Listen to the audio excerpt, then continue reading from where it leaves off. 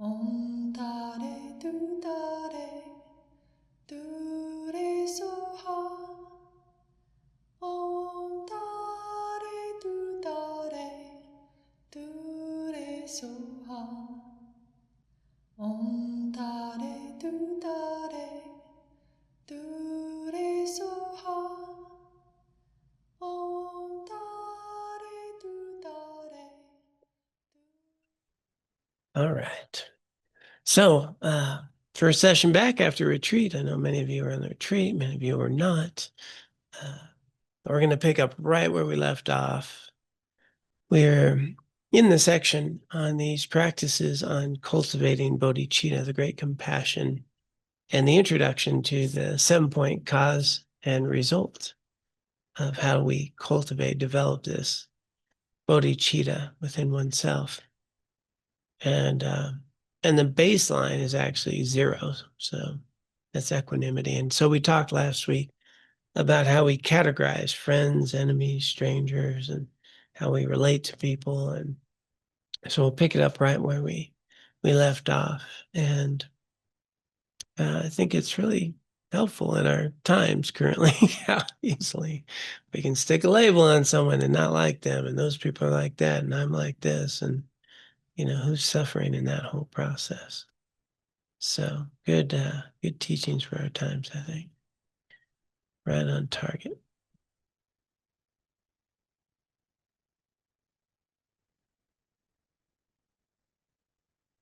So another way to balance your feelings for others is to contemplate that just as you want happiness and not suffering, so does everyone else. Focus on each of the 3 people in front of you. So this was a reminder we're bringing the person we don't like, person we're kind of neutral towards, and a person we like a lot. We bring them to mind. One at a time, and think this person wants happiness and good experiences just as I do. And just as I do not want suffering or bad experiences, so do they. Then gradually extend this awareness to other people and beings. From this perspective, does it make sense to discriminate and care about some, but not others? So in the practice that we have, just like me, meditation just like me, really powerful to bring to mind someone that we don't like. So there's someone we don't like. You usually start with someone not that you just really hate, just someone you have some struggle with, some challenges with. And you pose the thought, just like me, they want happiness. And then we think, well, do they do some things to get happiness like I do? Are there similar ways that they seek happiness that I do that are healthy and good? You start thinking, yeah, maybe they like veggie lasagna, like I do. They like that, so do I. That's something. Maybe they volunteer. We volunteer. You start bringing to mind some of the things that you know about them that they do that are healthy, that in their quest for happiness. And then see, are there any things like me too? And then we bring to mind, just in their quest for happiness, they probably do some things that are harmful, trying to be happy, just like me, right? Have I done some things to be happy, like lied, or heck, I remember stealing from the little Hallmark store when I was a kid, man. Woo, I wanted to be happy. So doing some negative things to be happy. If I harmed somebody or let somebody down or lied, and then, have they done some things that are similar to me, to be happy? And what happens is we start to recognize, they're doing these things to be happy. I've done these things to be happy. And we start, they're not so distant, Of course, we know they did a lot worse than us, naturally. Mind will pop up with that. Yeah, but so anyway, we just start working with that a little bit and we go, okay, they've done some things that are not healthy to be happy, so have I. And, but what we're getting at is they're doing these things because they're trying to be happy. And I've done some of these things. Some are healthy, some not healthy. Some are harmful, some are helpful. And then we bring to mind, someone who's kind of neutral, and we kind of bring to mind, well, do they do anything like I do, to be happy? And you start, building that relationship around healthy things to be happy and things that are unhealthy or harmful to be happy. And so then we get to the person we like, and have they done some things, and then we get to, have they done some things that are harmful to be happy? And then we sometimes get to the point of, the person I like has done some of the same things as the person I don't like, and me. Yeah, but I don't like that person, and you start getting a sense, wow, wait a minute, I've done some things, and, but I've changed, and, maybe they'll change, or maybe they'll learn, and what happens is you just start softening things a bit, because now we're relatable. And then we move to the next one, which is, I don't want to suffer. So there's some pretty healthy things that I've done to not suffer. I've learned how to do some things where I don't suffer. I've gotten more skillful at how to take care of myself, how to be safe, how to, put myself in healthier situations, how to do things that I feel good about. I try to get a dentist every 6 months because I don't like to suffer, and some healthy things. And then in my quest to not suffer, I've also done some harmful things, I mean, I want to have to deal with that. So I'm lying, or I'm doing something about that, and start recognizing some of the things that I did that was pretty unwholesome. So I wouldn't have to suffer in some way. And then we bring to mind the person I don't like. And then we start relating. Okay. In their quest to not suffer, have they done some healthy things? Some not so healthy? You see where we're going? You just kind of bring it to mind. And we start building this relation, just like me, in a quest for happiness. I do some pretty unhelpful things and some healthy things. So what's happening is we're also learning about ourselves. We're learning about them. We're learning about the people we don't know so well, and recognizing they want happiness, want to avoid suffering, and it becomes more real. We get through the labels, we go through the people we like, and often we get to a place where, if we do this enough, we really recognize that we're all trying to be okay. And fundamentally, these are just two principles: to be happy, to avoid suffering. Pretty normal. And some of us have pretty unhealthy coping mechanisms. Some of us have been helped more than others. Some of us have less coping mechanisms. And sometimes people are better than us in different ways that I'm not good at being healthy. And then that just sort of equalizes, it softens it all. Kind of balance that. So a really good meditation. I'll post it on our free community, just like me. Really good practice for equanimity. Just like it moves from happiness, just like me, all others want happiness. And just like me, all others want to avoid suffering. And then we get to a part where it's really going to get meaningful. Just like me, all others have known hardship, sadness, despair. We've suffered. And, then sometimes we can bring to mind some of the suffering of the person I don't like very much. Kind of know some of the things they've had to deal with in their life. Some of the things I've had to overcome.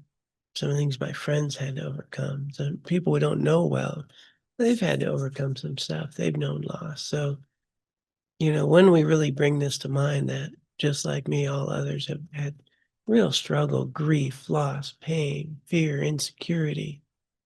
And maybe we know some real difficult things about out their experiences.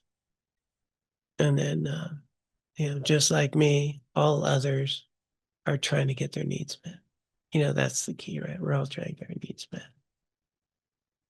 And then we go through the ways that we, sometimes in a healthy way, sometimes not so healthy way. There's a couple of people who are not accurate on their tax forms, believe it or not. Maybe they want to get their needs met. And So we just start, bringing things to mind about, how we're all trying to get our needs met. We've had struggles. We want happiness, we want to avoid suffering. And then the last session in that meditation, going, through it all, is just like me, all others deserve compassion, compassion about removing suffering. And so I think that's a really rich way for me personally, because I learned about myself too, about what I'm doing that's healthy and what I'm doing that's unhealthy to get my needs met. And then relating that with others. What I'm doing that's healthy, because of the struggles I've gone through. And some of the things I'm still not very good at. And then, having this relationship with the person I don't like, kind of neutral people, and the person I do like. We did a retreat once where we did this like every day, and by the end it was really palpable, the relationships and the healing people had, especially because people had brought up people that were once friends, but they're not anymore, and what happened. And a lot of people started calling that person again, and, finding connection. So, but of course, not everybody's healthy for us to be around, and not everybody's doing, healthy things. So it's not about, what's the word I'm looking for? Validating unhealthy actions. We're not doing that. We're just noting that those unhealthy activities, harmful activities, are driven by their desire, just like ours, to be happy, to avoid suffering, get their needs met because of their struggles and so forth. So it humanizes, and it gives us more capacity to relate to them or hold them accountable or engage with them in ways that are just a lot healthier. But at the baseline of all this is we're much better. I don't have to carry that anger, that frustration, those judgments all day long. I just know it's messy and people are trying to do their thing. And my question is, what's the healthiest way to interact with everybody for me and them? And, sometimes accountability, sometimes it's helping, sometimes boundaries, sometimes, reaching out, sometimes doing nothing. It's often a good response. And so, but when we're able to have this equanimity and this understanding about how we all, have our own struggles, worries, and concerns and coping mechanisms and desires, and it's just messy, well, then I suffer less. I'm a part of this whole journey, and we're all in this together. And like we mentioned last time, everything we have is because of others. There's not a single independent thing about us. And then it's like so much less struggle, so much less suffering. I don't take it personal when somebody treats me poorly. It's a reflection of their struggle. I just deal with how they're treating me without all the anger that goes with that as much, the judgment. What people are sharing is their own struggle.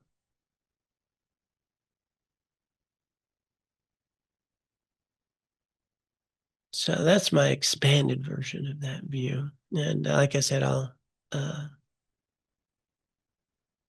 if I remember, I'll post it.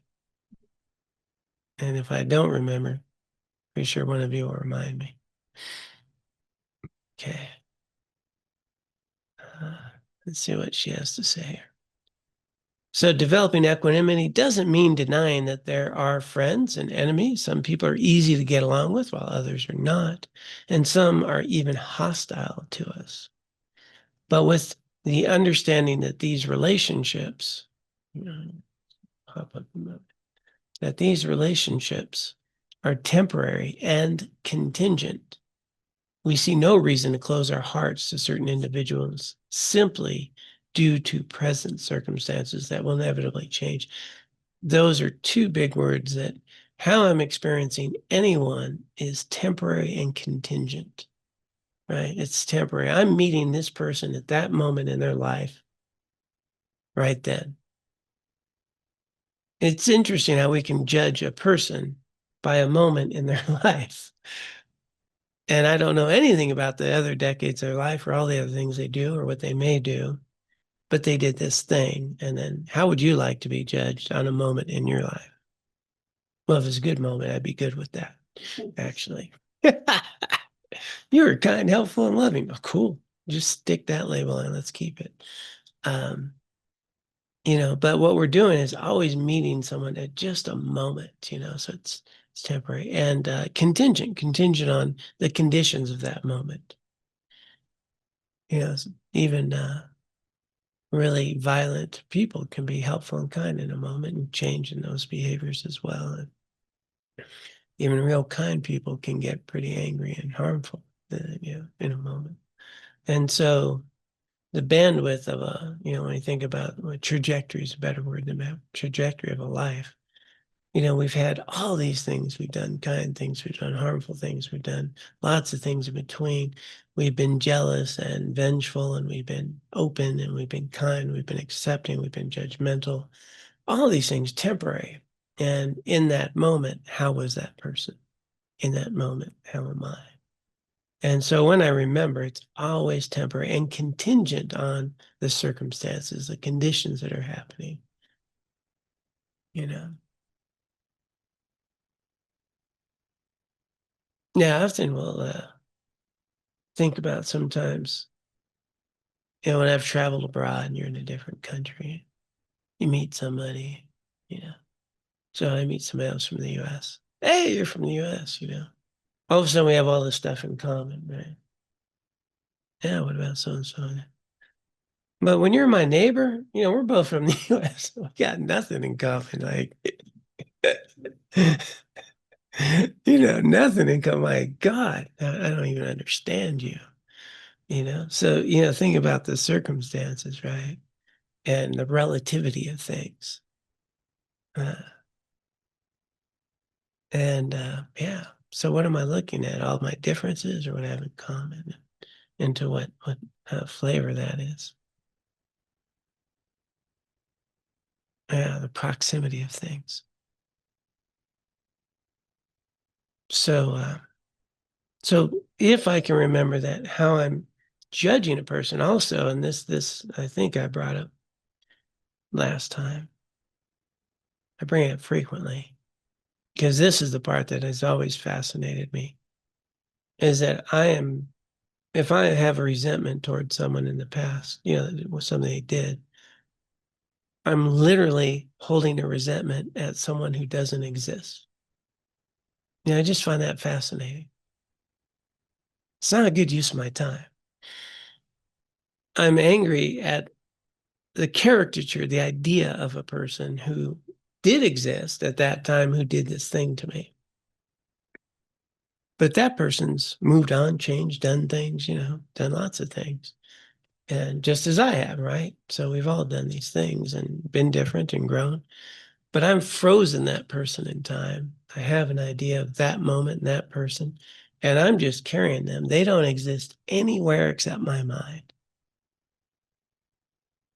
And I'm mad at that person in my mind. So they don't exist. So technically they do exist. They exist in my mind. I'm angry at the person in my mind. And I'll suffer for years not forgiving that person in my mind, who's not the person who's out there in the world, if they're still alive. Who's suffering? So that's just really, yeah, they hurt me really bad once, but I'm continuing to hurt myself year after year after year by bringing it to mind, by doing that. And so there's an old saying, don't peg it right, but it's kind of like, you're giving them free rent in your head, give them all that energy and, yeah, carrying that.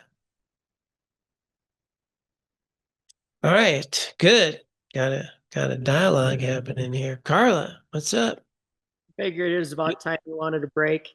Thank you. You look very enlightening, like you have lots of ideas in that head.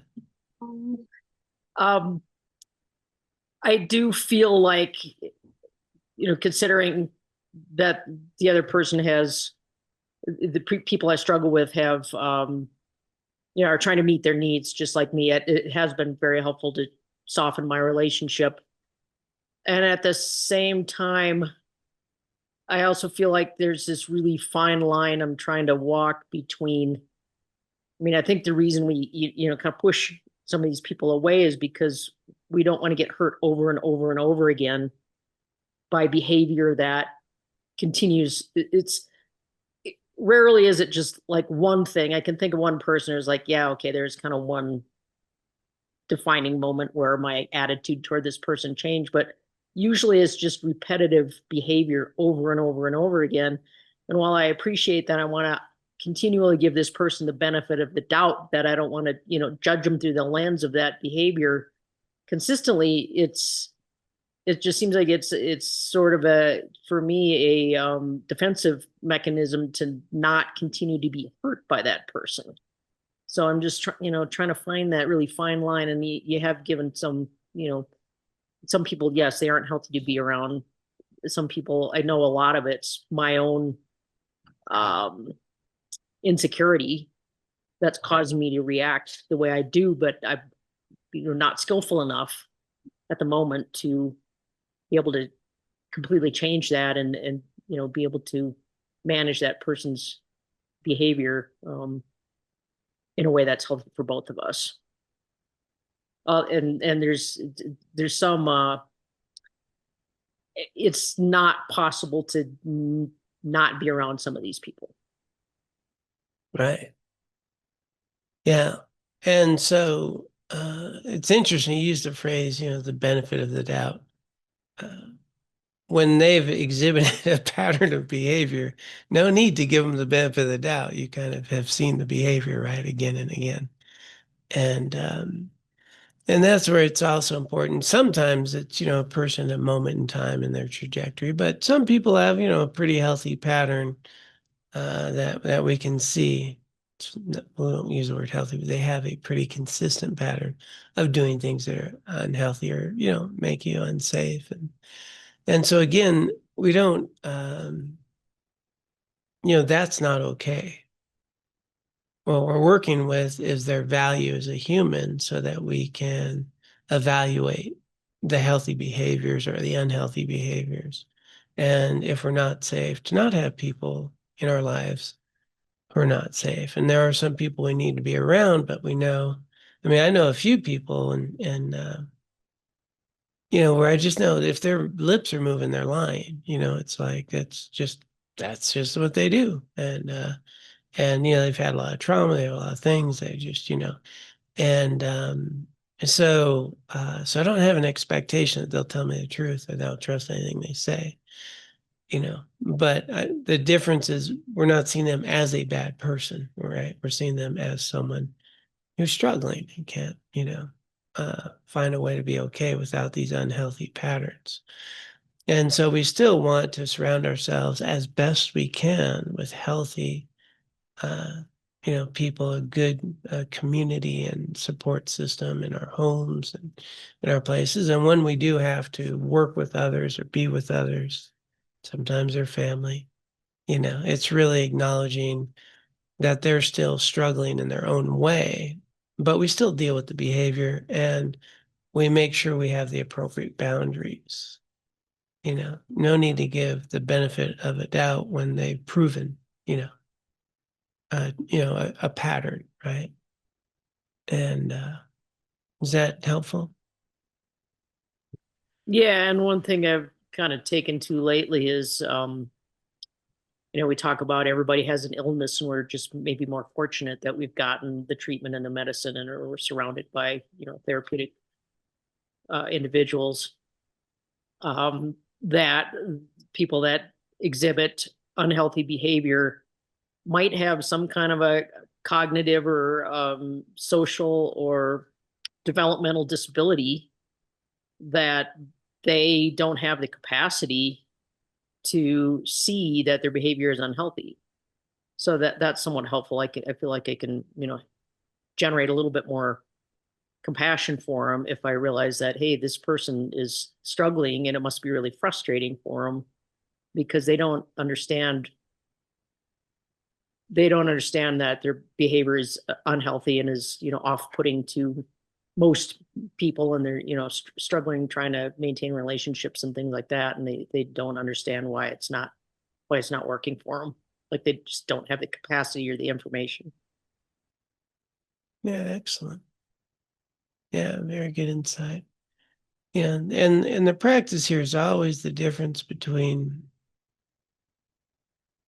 the value of a person, having that and separating that from their behaviors and working with their behaviors and, softening. But I really like that you can bring that. Greta. Hey, thank you Hey. for everything. I feel like I've said this countless times. And I've definitely come a long way with the resentment and the uh trying to see beyond like the present frustrating situation with someone to a just like me. But what I found that it's not, it hasn't always been so simple to just acknowledge like, okay, this person does not have the skills or the wherewithal to see clearly enough about themselves or the situation to act more healthy, right? It would still invoke like an emotional charge in me. And I think that what about, I guess I'm just wondering if you could speak to, because I wasn't able to forgive or let go of resentments until I was able to process that like emotional charge that came up from the triggering interaction with someone that caused me to react in judgment. Does that make sense? Sure. And I found that once I let myself emote my true feelings about the situation, maybe not to the other person, Mm-hmm. but sometimes I really just needed to like scream like a wild animal in a pillow, like, and I needed to experience the hatred, and I needed to experience the anger, and I needed to experience the jealousy, the envy, the frustration, the despair, the sadness, the grief in my own sphere for a considerable amount of time before I could show up to difficult interactions with other people in a way that didn't charge the situation further or keep this unhealthy reaction cycle going and see like just like me. Mm-hmm. Does that make sense? Sure. And I guess I'm just wondering if you could speak a little to that process of coming to that, as opposed to it just being a decision we make in the moment. Right. So, always important, and we bring it up continuously, is we always need to meet ourselves where we're at. Just because we get a teaching doesn't mean, okay, I'm going to see everybody is, struggling in their own way. And all that. It's all going to be good. You know what? Nobody needs to get angry anymore. Right. We're going to have feelings, and yeah, we covered this at the retreat as well, as that idea of stuffing feelings. You're trying to block a stream, it overflows, right? It doesn't work. It's not healthy. It's not okay. Feelings are valid. We want them to come and go. And the huge amount of suffering is coming from trying to avoid those, right? To avoid legitimate pain and feelings. We create all our own neurosis and unhealthy relationships and challenges because we're not allowing the natural, normal pains and emotions that come through. But having said that, is that they're arising from a reason, right? And the reason isn't the person in the event.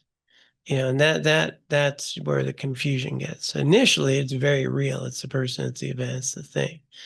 But as we engage in these meditations with some more understanding around interdependence and people's struggles, is we start reducing the sort of core cause of our insecurities, our failures, that we need to protect ourselves in these ways.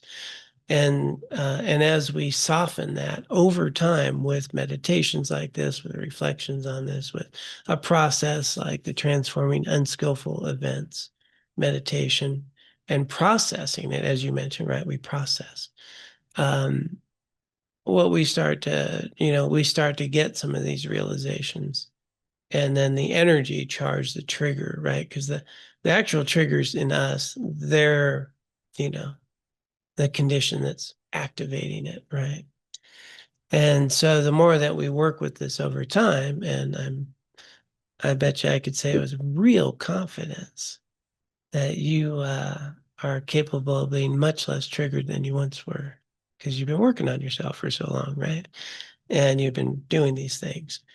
And so as we do this, it's people can take away, all right, got the teaching, got nailed. I'm going to reflect on this and I won't get angry. But what actually happens is I do it daily and I work on it, and it's this process. And over time, it becomes a realization. It really becomes a realization that how people are treating us has a lot to do with them and their struggles. And the more secure I am with me, the less I have to take it on. And that, but it's a journey. So I always appreciate you bring that up. It's not a thing that we're going to nail tomorrow.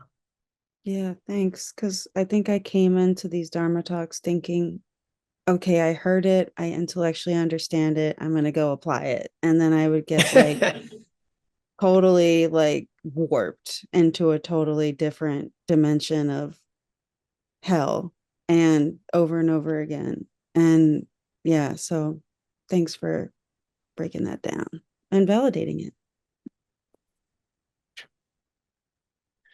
All right. I find that I have a rebound effect after retreats, because I'm like, all right, we worked on all this stuff. I learned some new skills. I feel like I'm able to apply them, and then I, come back to my ordinary life, and it's the same seeds, the same causes and conditions are still there, and a weekend isn't enough to quite enough to eliminate the causes and conditions. Or the causes, at least. Yeah, maybe if we added one more day, that might. 4 days. Right? Yeah. Yeah, but that's where it's so important to recognize how far we've come. How far we've come. That gets missed. How far we've come.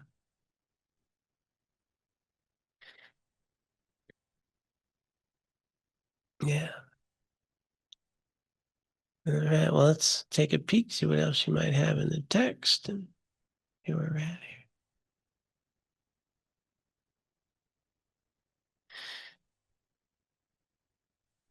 here. The purpose of developing equanimity is to overcome strong attachment, aversion, and closed-minded indifference, and cultivate an open heart and a caring attitude towards everyone. So you see the words they use: strong attachment, right? People I like; aversion, people I don't like; and closed-minded indifference, these sort of neutral people, strangers. We really want to overcome the extremes of those. We're still going to have warmer feelings towards some and not so much towards others and so forth. But we can really start caring about people we don't know very well and be more interested. And we can really reduce some of that afflictive state towards people, and maybe have a healthier attachment to some of the people in our lives, instead of that, the claw marks on them as they're trying to leave out the door. Yeah. So really bringing a little more balance to them all. A caring attitude towards everyone. Where we are ready to do what we can to relieve their suffering. Trying to get that right. Where? That doesn't fit for me. Let me go back the whole sentence. The purpose of developing equanimity is to overcome strong attachment, aversion, and closed-minded indifference, and cultivate an open heart and a caring attitude toward everyone, where we are ready to do what we can to relieve their suffering and bring them happiness. And as you say that, sometimes, we have to think long-term suffering. And so to relieve their suffering isn't to let them do harmful things. That doesn't relieve suffering. And bring them happiness. Sometimes that's where we need to have good boundaries and accountability, which allow people to make some changes in their life if there's a boundary. It might help. Focus on whatever sense of balanced, open care you have generated through this meditation and help it stick in your mind post-meditation. Conclusion. As you may have noticed, regarding others as friends, enemies, and strangers is largely a function of self-centeredness. How have others affected me? Yeah, that's the whole catch. Your values based on, how my experiences, whether you're benefiting, not benefiting, doing what I think you ought to do or not. This is a narrow view, ignoring how changeable relationships are. Friends become enemies, strangers become the best of friends. Seeing this resolve to cultivate equanimity towards others, like the attitude of a good, responsible doctor who, recognizing that all beings want happiness and be free of the slightest pain, treats all patients with equal respect and concern. And that's kind of the key there. We can treat everybody with respect and concern. And so there's rather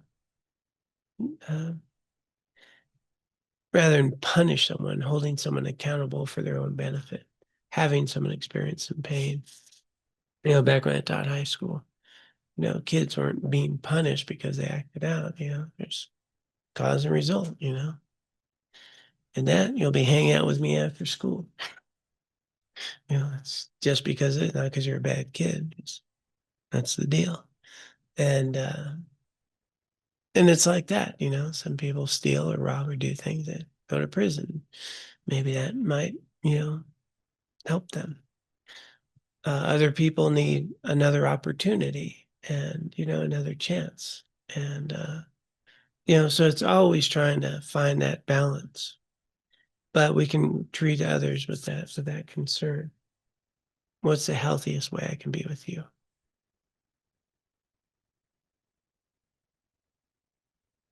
Okay, so I'm going to pause there because then we go into the next section, I do believe. And actually, I think that this is the really valuable piece for the times we're living in. I've noticed there's a little bit of division around people lately. Yeah, just a bit, smidgen. And, a lot of feelings, charged like that. Chris, charged emotional experiences around some people who may think differently than us. And so this meditation, I'll post it. I'll remember this just like me. And I really encourage, I think it's really valuable the way it's helped me. It's really starting with myself. What have I done to be happy? That's healthy. What's unhealthy? What have I, done to avoid suffering that's healthy and unhealthy? So I can learn about myself, and then I bring in these others. And then, it just helps me engage with others in the world, knowing that, it's a messy place. And we're all trying to find our way. And some behaviors are not appropriate, and others are much healthier. But most of us are somewhere in between all that mixture. Right, anybody else have any thoughts, questions, curiosities? Yes, Dana. Microphone there. Yeah. Make sure to turn it on there. Yes, yeah, she knows that stuff. I'm curious if there's a way to get to the heart of what might be triggering a reaction. Are there any certain meditations on that, or because I really heard what you were saying that it can be about me. So how do I figure that out or ease that? Yeah. So at the core of all this, I mean, it is our insecurity. Okay? We're trying to get our needs met. We have to find stability in an unstable world, and our own self-worth, and our own self-care, and then we judge ourselves for that. We keep comparing ourselves, and there is this, I think, ultimate journey of recognizing our own value, our own capacity. We'd say Buddha nature ultimately, but in just a conventional human form. What we'll discover is as we get more and more okay with us, people don't trigger us very much, they don't, it's just not offensive. It's their stuff, and unless they hit you, yeah. I'm sorry. I watched this scene in a show. Apparently I need to share it. It's just a sitcom or something. And, this guy left his wife of all these years and have kids and grandkids and left for a younger person and, all that. But they had to be together because her mom was in the hospital and he still cared, want to be a part of that. And he's, she's like, why are you here? And he's all, well, just because we're not together doesn't mean, I don't care about your mom and this and that. And he looks at her and he says, but I'll always love you. She just kind of sits there for a moment, like, and the next scene, she just smacks him in the face. Like the anger, like, yeah, like, all that stuff. And I bring that up just because, I think we all can get hurt. And we can all be a little self-centered. This guy's looking at her, yeah, I'll always love you. Like, and while she's taking care of everything else. And then that triggered emotional response. We just sit here and recognize the messiness of life. Because we're all trying to get our needs met, We're all just trying to get our needs met. And I was just sitting there thinking about how could someone be healthy enough or secure enough that when somebody looked you in the face and told you that you wouldn't be angry. You know what I mean? Like that's a tall order. It's a tall order. And so recognizing that it's a journey that, maybe you wouldn't hit them might be a start. And but we need to heal, and we need to put ourselves around healthier people and healthy environments that are supportive and have our feelings. But as we engage in this and we provide supportive environments, and as we become more and more comfortable, at some point, even something like that, some of you know the story that someone I was very close to wound up with my wife, and the emotional pain of that was capable of, understanding he didn't do it to me, I just want to be happy. She wanted to be happy. That's what they were doing. It was not personal. And some of you know the story. He suffered with that shame for like 27 years and was never able to get clean. And I helped him 27 years later find his way back to recovery and reunite with his adult children. And but what I recognized in that story was how much he suffered for over, close to 3 decades. And he would from time to time pop in and message me about his shame and wanting forgiveness, And what I recognized in that was he hurt himself a lot more than he hurt me. And that's what helped me really start to understand that when people do these harmful things, that they have to live with them, right? And the powerful statement that he would share when we talk is, you know what it feels like every time someone asks me, so how'd you meet your wife? He said it was like a dagger through his heart. Can you imagine not feeling good about how you met the mother of your children and all that and the shame that he carried, you know? Today it's clean. He's got a new life. She's got about 9 years in recovery relationship, and his adult kids now speak to him. We had this opportunity to help him.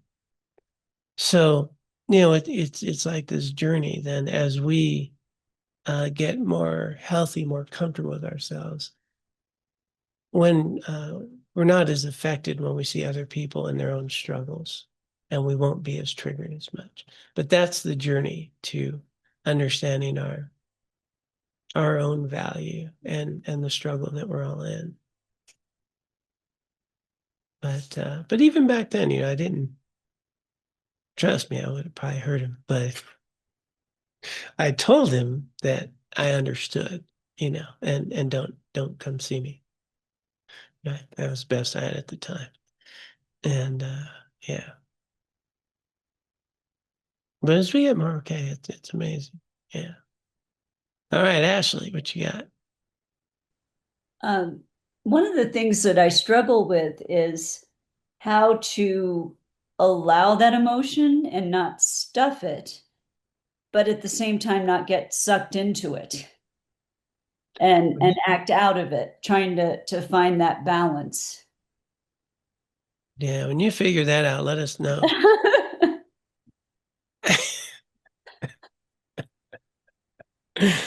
Any Yeah. tips?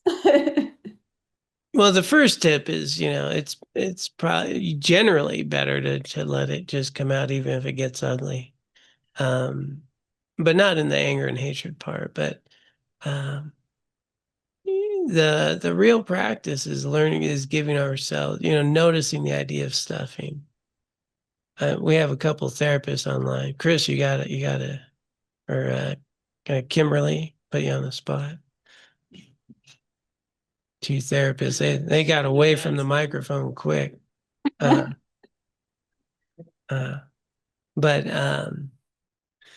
the ability to allow yourself to feel feelings, is important. And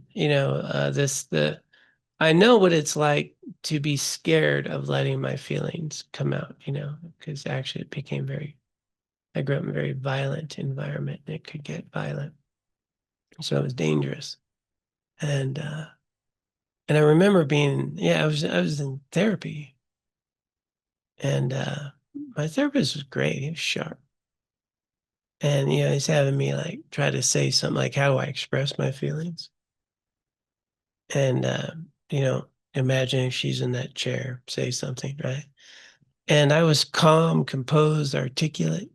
And he said,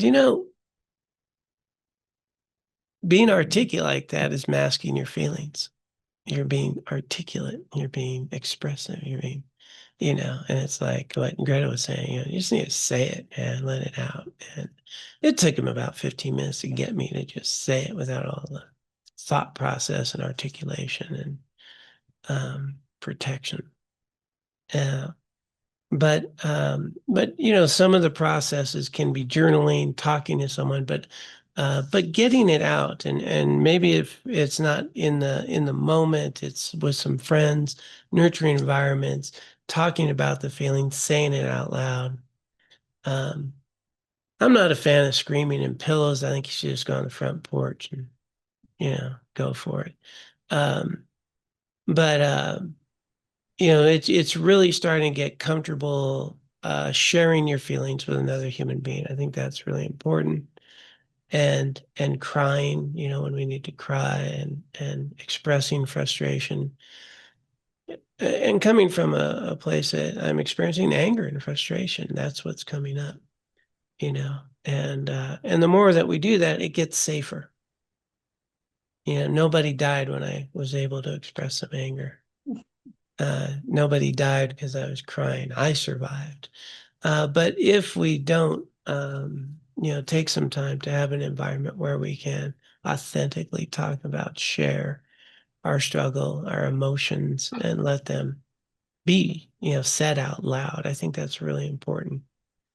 And yeah, Thank you. so That's really helpful because I think I was raised to not, to kind of keep emotions down, not fear of confrontation, all that kind of thing. So being able to let those out and express them in a constructive way. yeah, with And- a safe person, good friend, Yeah. somebody, where it feels good. Now we're getting all the hands up, and start with Larry, and then I think it's Kimberly was next. Yeah. Yeah, briefly, John, you helped me an awful lot with this same exact thing, and I did something that I've never done in my 80 years, is to set a boundary with someone and let them know that when I was blame and shame and accusing and doing all that, I was listening to that, that I'm not going to engage anymore in that, and in a loving message. And we're still working out how do we heal the wounds that were inflicted. But for me, that was something brand new to say. I'm not gonna go there. I have to protect myself. I'm working hard on prayer, meditation, calmness, serenity, do the right thing, the generosity, ethical, patience, all that stuff. And to be accused of not that, something else, is just like, I'm not going to react to it. I'm no. And so that was new. Thank you. Thanks, Larry. It's great to hear. I think it's Kimberly here. Thanks, John. I think sometimes we give feelings too much power. We don't really talk about this, but with all emotions, there are gifts with emotions. Like, say you feel sad, there's wisdom within that. If you can allow yourself to really, I don't know, I say sink into it, but just feel it without giving it too much power and just be curious about the emotion. What is it telling me? Because what we do know about emotions is they don't just appear out of nowhere. They're not spontaneous. They come from somewhere, a thought, an event, something triggers that feeling. And if you can be curious about the emotion, then you can be curious about the thoughts without feeding the thoughts. Does that make sense? That's great. But I do think I do this myself. It's like nobody wants to feel their feelings, but they're just feelings, They're not nothing to be afraid of. Just feel them. Yeah. And as you put, their information, right? Yes. There's a lot of information within them. And gifts too, as well. Yeah, I like the way you put that, gifts. Mm-hmm. Yeah. Thank you. All right, Amy, bring us home. Hi, thanks, John. Hi, everyone. I'm thinking back to a year and a half ago, John, when I asked you for advice because my husband had just ended our marriage in a parking lot out of the blue, and then asked me if he could join my Sangha because he thought John Bruna was really cool. And I said, sure. And you said, Amy, you can set a boundary there. he may not respect it, but you can set one. And that was a really novel idea for me. And so a year and a half later, fast forward, we were supposed to split up stuff in the storage units and to meet to do that. And righteous indignation is just such a drug it's my drug of choice. And I could feel some part of me gearing up for that so I could have my moment of being right or whatever those things were, but it had kind of lost all its steam. And for the first time, I was just like, I'm still, part of me saying, and you should be ready to do this without conflict. You should be a better Buddhist than that, all the things. And I just wasn't ready. And the surprise for me in all this, because I know this sounds just like human beings 101, but the surprise for me was that after I said, I'm not ready to do this, just send me a key and I'll go do it at some point on my own. And we worked out what that would be like, was that it allowed us to both advance in our healing and our growth, like instead of setting us back. And so setting the boundary wasn't just, I've always sort of imagined as this defensive thing. And I realize now that it's just overwhelms me. I grew up in such a high conflict environment, but I'm realizing now that it's just an extraordinary act of compassion for yourself and the other person. Again, that's probably humanity 101, but it was life-changing for me. So thank you, John, for helping me with that way back when. Thank you. So good to hear. Yeah.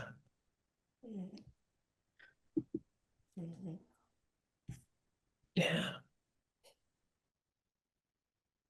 What I keep hearing from everyone is just this real dedication to be healthier.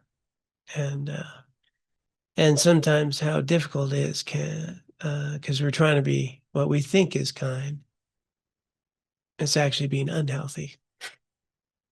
And how do we take care of ourselves in ways that we can meet ourselves where we're at, which allows us to be more capable of seeing people where they're at. And but it always starts with the foundation of making sure we're getting our foundational needs met. Safe environment, people we are surrounded by that are safe and that we can talk to authentically, things that we can do that are healthy, and recognize our value as them and the value of others, and asking that bigger, curious question, what's the healthiest thing here for us? And really solid practice. And I've just been hearing people share that. It's really quite delightful. Yeah, Laura. Hi, everyone. Thanks for all the good conversation. I think one of the things that I'm just reflecting on that I can see has changed for me and helped me a lot, and it's been part of this practice, is in order to get to that healthy action, I know that I need to slow things down when a big emotion comes. And one of the ways is to take that time to actually just acknowledge this is reasonable that this big emotion came, and just spends a little time in just self-compassion of the fact that I'm having that emotion, which slows it down so that it can actually get to that, okay, but now how do I want to act about it? And then I get that space to actually get to that choice and stuff. But if I feed that emotion, as Kimberly said, if I give it too much energy, then it can just roll forward into the action. But it really helps me to slow it down. And part of slowing it down for me is that, oh, wow, yeah, this is real and it's reasonable. And now what's the healthy action? So just that piece I was thinking, I've just been thinking about the trajectory of my own life, and that piece has been really helpful. All right, let's go ahead and for those who care to, we can do a dedication of this time, energy, the virtue that has arisen from our time together, the merit and wisdom. So a lot of things we could have been doing on a Wednesday evening. We gathered together, we've explored opportunities to engage in this world with compassion, with care for ourselves and others in ways that can be truly beneficial and lead us to a greater awareness of our own ultimate Buddha nature. And we can dedicate all of this merit, time, and energy from our lives for the benefit of all beings. May our efforts here find their way into the world, relieving the suffering of others, and may we also dedicate it for our own continued spiritual growth, that we may ultimately recognize our own Buddha nature and be of greatest benefit to all.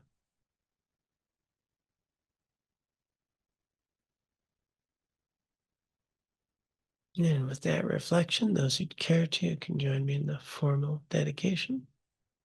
By this merit, may I soon attain the enlightened state of Guru Buddha, that I may be able to liberate all sentient beings from their sufferings. May the precious Bodhi mind not yet born arise and grow. May that born have no decline, but increase forevermore. Om Tare